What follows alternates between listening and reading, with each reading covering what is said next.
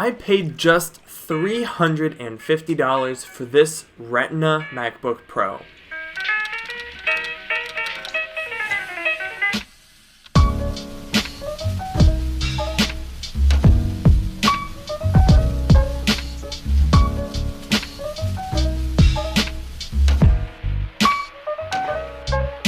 This is a late 2013 13-inch Retina MacBook Pro, and I got a really killer deal. So I was scrolling through eBay for parts listings, as I often do, and this one caught my eye. What I noticed was the MacBook was working in the picture, and it didn't look like it was dragged through a gravel factory.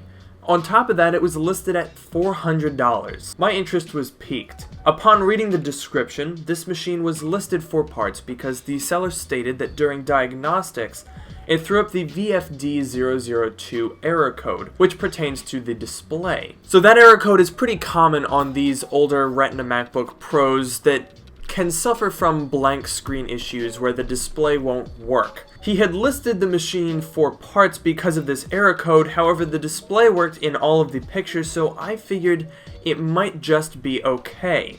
I offered the seller $350 and he accepted. I reckon this was a pretty safe bet because even if the display was faulty, the motherboard would still be worth about $275 and the SSD about $100, so I could recoup my costs. Alternatively, if the error was on the motherboard and the display was fine, the displays for these also sell for about $275, so I figured at $350 I wasn't going to lose any money. So when my machine finally arrived, I fired up the Apple diagnostics test, and guess what?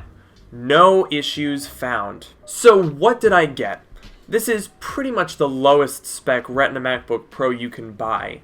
It has a 2.4 GHz Haswell Core i5-4258U processor.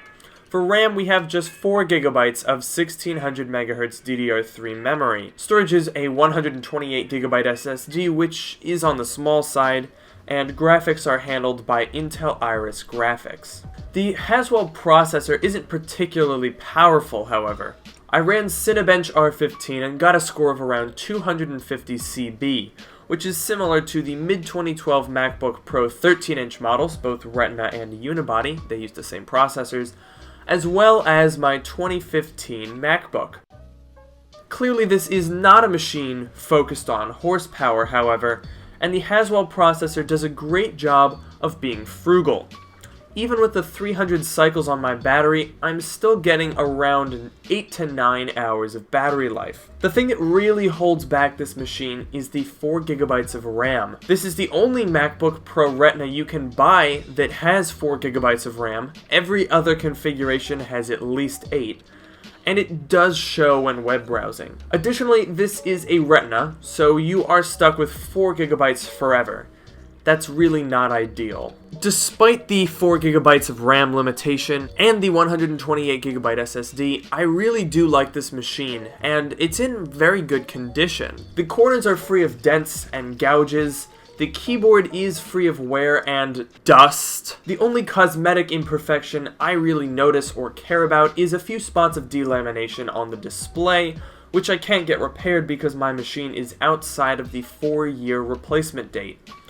I really like this machine, and for $350, having a Retina display is really great. So of course my deal isn't something most people can replicate, however you can find these on eBay for between $500 and $600, which really isn't too bad for a Retina MacBook Pro. However, if the budget is important to you and $600 is a bit much for something with 4 GB of RAM, your money would be much better spent on a Haswell-equipped ThinkPad, which can be had for about $300 or less. One area where this computer excels over a ThinkPad, however, is the design. I love the thin aluminum design of the OG Retinas, especially because we have a host of ports like Thunderbolt, USB Type-A, SD card reader, and HDMI connectivity.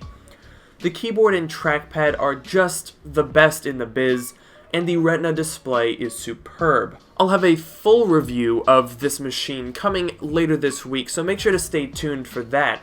But really, I'm very happy with my $350 MacBook Pro. The original MacBook Pros with Retina display are really solid, well-designed machines. And I have to say, I really don't have any complaints about the performance of this machine, especially because you have to keep in mind that despite the Pro moniker, this is really more of an Ultrabook. So if you treat it as such, you know, it's a dual-core U-series processor, it's got 128 gigabytes of SSD storage. This isn't something that you're going to be doing intense video editing on, and if you just come to terms with that, I think this has really, really great value for the money. So thank you guys so much for watching this video. I hope you enjoyed. Make sure to follow me on Twitter at LukeMiani. Don't forget to check out my subreddit. The link is in the description below. And as usual, make sure to like, comment, and subscribe. Turn on notifications. I don't know, there's, you know, the whole host of things that you gotta do. Just do it. And I will see you guys in the next video.